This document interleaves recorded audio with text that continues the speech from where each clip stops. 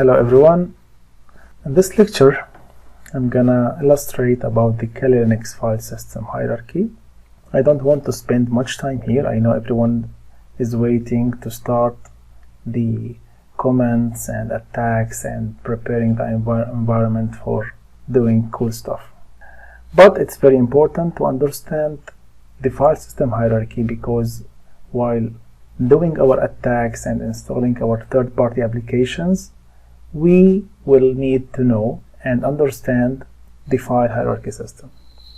So Kali Linux is similar to different Linux distributions, so it's just consistent with the file hierarchy system, which means if any other user who is using other distribution of Linux, he will be comfortable just while using the Kali Linux. So the top level folder called root, and its symbol is /, and under the root folder all the file system folders are there. So let's start one by one. First one is bin. Bin means the binary files, which means the basic programs and basic commands which we are going to use in our practical lab, like changing password, running different commands, and so on. The second folder is the boot folder. This one, from its name, it includes the boot files as well as the kernel. The DEV, it contains all the device files. The etc folder, it includes all the configuration files.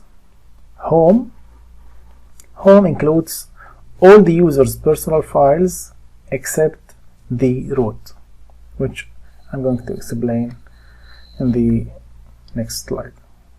LIB, it's the libraries. Libraries are similar to the DLL files in Windows. Many commands will call each other through libraries. Next, the media folder. This media folder, whenever we mount any removable device such as the CD-ROM, USB, and so on, the files will be included in this folder. MNT, it will include the temporary mount points for the removable media devices. OPT files include all the third-party applications. Next is the root folder. It has the administrator's root personal files.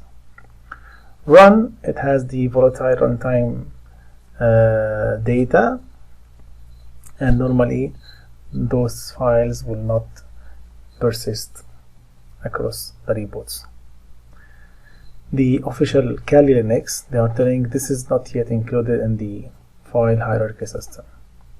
SBin, the normal users will use the commands or system programs which is in binary normal folder, bin.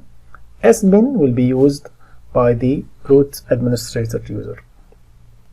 SRV, it's the data used by servers hosted in the system. TMB, from the name, temporary files. Normally the temporary files are created while running any application, and most of the time once we close the application, the temporary folder will be emptied. The USR folder, it has the applications, and under USR there is 3 subdivided folders. It's the bin, SBin, LIB again. Those 3 folders are considered as a shortcuts for the main folders which I mentioned before. The next folder will be var. It's the variable data of services. Let's say we are running a web service or the HTTP service here. By the way, any service, it includes 2 parts, data and configuration. Data, it will be under the var folder, and the configuration files, it will be under etc.